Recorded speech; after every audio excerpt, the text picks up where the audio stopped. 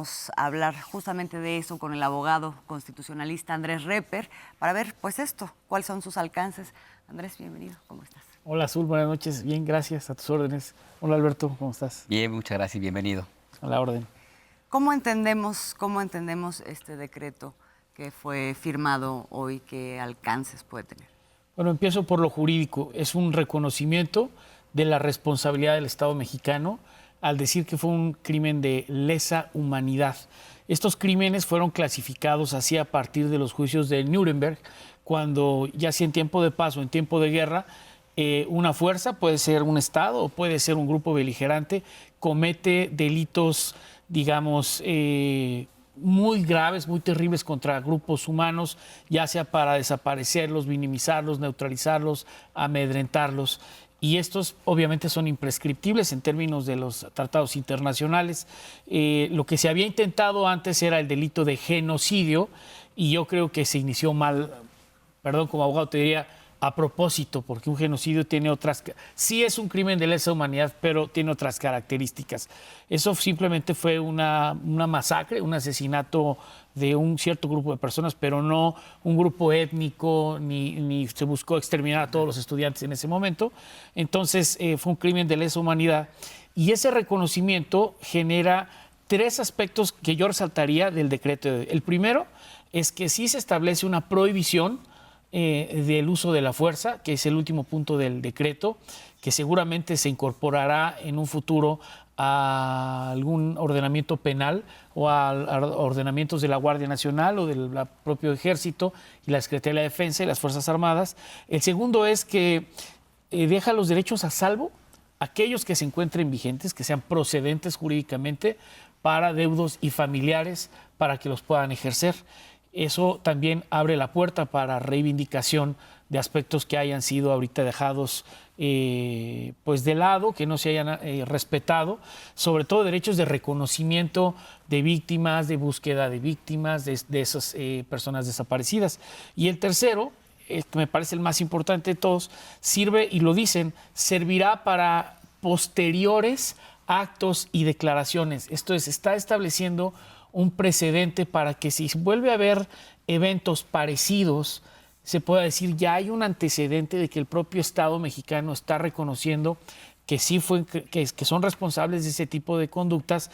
Por lo tanto, si vuelve a suceder un caso similar, se podrá acudir a esto como un precedente. Me parece que es fundamental porque todos estuvimos ilusionados primero y luego nos sentimos burlados en la primera década de este siglo, cuando en 2012 inicia supuestamente una fiscalía especial para los delitos del pasado que no sirvió para nada, que citaron a declarar a Echeverría, un juez lo declara con prisión domiciliaria, una semana después lo sueltan, continúa el litigio y 3 años después lo exoneran totalmente, un tribunal colegiado de circuito, que por cierto están los nombres, no los diré para no perder el tiempo, pero están los nombres de los magistrados, finísimas personas, que porque dicen que no se acreditó con suficiencia la responsabilidad de Echeverría, ¿no? En 2009.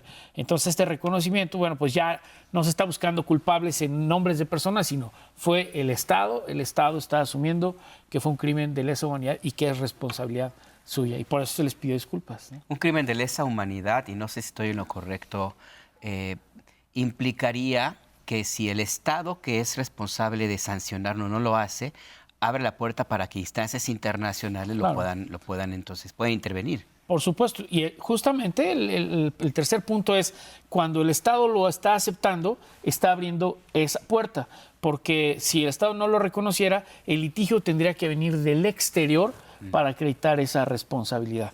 Entonces, me gustó mucho lo que dijo la persona que entrevistaron ahora. Efectivamente, hay personas vivas que fueron responsables, a lo mejor por omisión o por obedecer una orden, pero en todo caso se tendría que explorar estas posibilidades de rendición de cuentas, porque sí hay unos muertos, pero hay unos vivos también, ¿no? Así es. ¿Cuál es la diferencia entre crimen de Estado y un crimen de lesa humanidad? Bueno, es que el crimen de Estado lo hace por ejemplo, cuando decimos Ayotzinapa, fueron instancias del Estado. Un ayuntamiento, la policía estatal, como parece que se dice, incluso hay responsabilidad declarada del propio Poder Ejecutivo diciendo que hubo militares implicados por omisión. Después la Procuraduría General de la República preparando una historia rara, incluso la Secretaría de Marina en aquella ocasión transportando restos para después grabarlo en un río. O sea, es el Estado confabulado. Podría haber sido nada más el ayuntamiento, pero el Estado se confabuló primero para llevar a cabo el crimen y después para taparlo. Entonces, ahí el responsable es el Estado con sus diferentes personas responsables, sean gobernadores, presidentes municipales, policías, jefes policíacos, procuradores, ministerios públicos, marinos o soldados. Y un crimen de lesa humanidad no necesariamente lo comete un Estado, lo puede cometer un grupo beligerante, por ejemplo, una guerrilla, las matanzas que hubo en Serbia y en Kosovo, que prácticamente eran grupos paramilitares. Por ejemplo, Aguas Blancas es un crimen de lesa humanidad. Creo que esto abre la puerta para que se empiecen a revisar estos hechos como Acteal, Aguas Blancas, ya no para buscar estos responsables, porque pasa lo de siempre, ¿no? Necesitan un culpable, agarran a los presuntos culpables, a veces los han torturado, esas personas también sufren violaciones a sus derechos humanos, impugnan, se van a amparos, el Estado termina pagándoles indemnizaciones porque efectivamente los torturaron para obtener estas declaraciones. Claro. Entonces, ahora ya el Estado, al decir esto, está diciendo, este Estado mexicano nuevo está dispuesto a aceptar las responsabilidades por hechos históricos, independientemente que se pueda localizar o no, o juzgar o no a los culpables. Y además con el sistema de justicia que tenemos, que pues nunca nadie es culpable, ¿no?, de este tipo de cosas en México. Pero si el Estado asume la responsabilidad de haber cometido un crimen, o que se haya cometido, más bien, que se haya cometido un crimen de lesa humanidad, al final del día lo que se requeriría sería justicia y castigo para los perpetradores, los que queden vivos. ¿Facilita, no facilita el que sea crimen de lesa humanidad? Sí. Porque al final del día, por lo que nos dices, esto va a seguir dependiendo de fiscalías como la General de la República. Sí, esto hace un precedente, digamos que el Estado está reconociendo si fue el Estado el que cometió un crimen de lesa humanidad. Por lo tanto, si se inician acciones de investigación, bueno, habría que ver, por ejemplo, ese crimen de lesa humanidad, ¿quiénes lo cometieron? ¿Lo cometieron todas las personas que formaban parte del Estado o los perpetradores materiales e intelectuales? Entonces ahí ya se empieza a diversificar la posibilidad de encontrar responsabilidades en las personas. Pero la primera declaración, la más importante, es decir, sí, es un crimen de lesa humanidad que cometieron agentes del Estado mexicano. Pero digamos, no se asume que quien es responsable último es la más alta, es tácito. El más alto nivel de la pirámide. Desde mi punto de vista es tácito. En este caso, Díaz Ordaz. Por supuesto, y sí, en segundo lugar, en el 68, Echeverría como secretario de Gobernación. Claro. ¿A quién más le ibas a encargar semejante tarea, no? Y además está el video y están las narraciones, las entrevistas que hizo Julio Scherer con los generales de entonces, que les dijeron, sí, efectivamente, nos dijeron que nos formáramos y nos empezaron a atacar y nosotros nos defendimos. O sea, fue una trampa. Fue una trampa, incluso dicen que para los propios soldados. Los propios soldados se empezaron a defender pensando que eran los estudiantes los que les estaban disparando.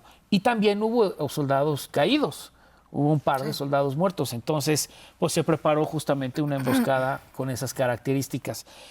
Aunque ya no vivan, con esto se podría reactivar una investigación, decir, bueno, pues sí, efectivamente el responsable, aunque no se le puede juzgar ahora, pero fue Gustavo Díaz Ordaz, como él mismo lo reconoce, y por cierto, claro, el decreto de hoy cita las palabras de Díaz Ordaz. Sí. Asumo totalmente la responsabilidad, entonces ya con eso, lo que pasa es que nadie se atrevía a decir, pues sí, dijo eso, pero a lo mejor amaneció de mal humor el señor presidente, ¿no? Pero nadie decidió darle seguimiento a eso, ¿no? ¿Y para las víctimas hay alguna diferencia el hecho de que sea un crimen de Estado o un crimen de lesa humanidad?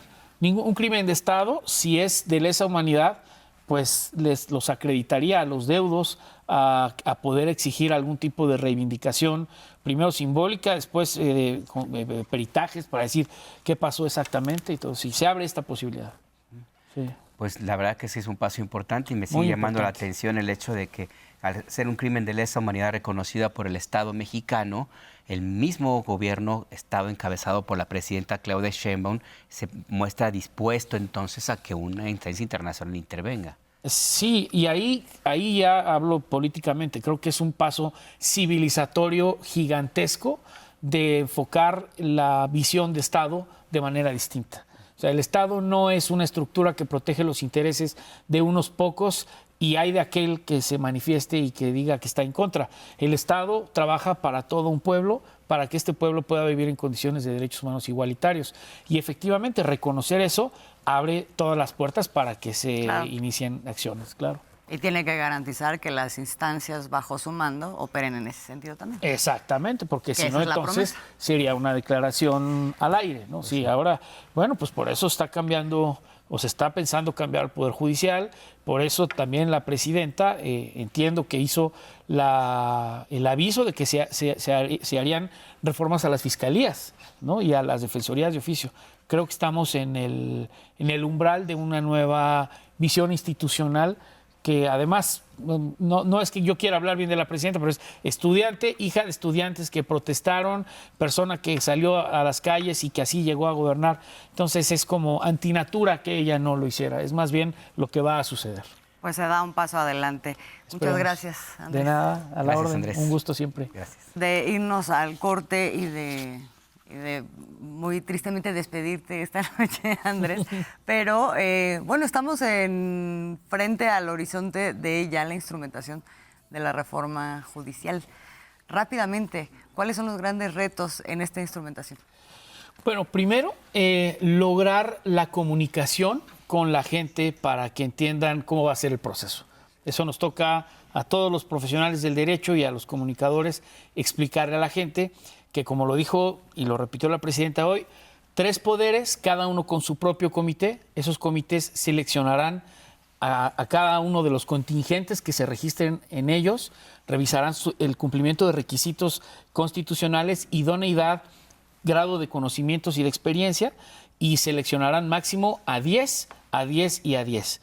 Y después de estos 10 tendrán que insacular a 3, insacular a 3, insacular a 3. Y de esos, este poder va a poder escoger hasta 3, este hasta 3 y este hasta 3. Hay que hacer números cuando veamos el número de juzgados y de órganos jurisdiccionales que se van a someter a votación. Pero por lo pronto los que sabemos que son de cajón es 9 asientos de la Suprema Corte, 5 asientos del Tribunal Electoral, 5 asientos del Tribunal de Disciplina y 15 asientos de las salas regionales. Eso nos toca a todos a chaleco. Y ya dependiendo del número de órganos que se vayan a reformar por distrito y del número de órganos que haya en cada distrito. Habrá distritos y lugares, como lo platicaba el otro día nuestro compañero Hamlet, aquí, que había ciudades y lugares donde había muchos órganos jurisdiccionales y otras no tanto. Y que no se asuste nadie, porque están diciendo que máximo la mitad será en 2025 y la otra mitad en 2027. Entonces habrá estados que digan, bueno, pues yo apoyo a la federal y me espero hasta 2027 para hacer la reforma o la renovación de mis órganos locales. Entonces, de cada uno de estos asientos que se están sometiendo a votación, se hará el mismo proceso. En el caso de los órganos que mencioné, serán de hasta 3. Y en el caso de los jueces y magistrados, serán hasta 2 candidatos. ¿Te darías una vuelta luego conforme vaya avanzando Sí, claro, esto? Porque claro. creo que va a ser muy importante que la gente cuente con esta información y esta muy explicación importante. muy didáctica. Sí, ¿no? Y haremos todos los ejercicios didácticos que sean necesarios porque sí Muy bien. implica. Muchas gracias, Andrés Reper. Buenas noches, gracias. Vamos a pausa. Volvemos.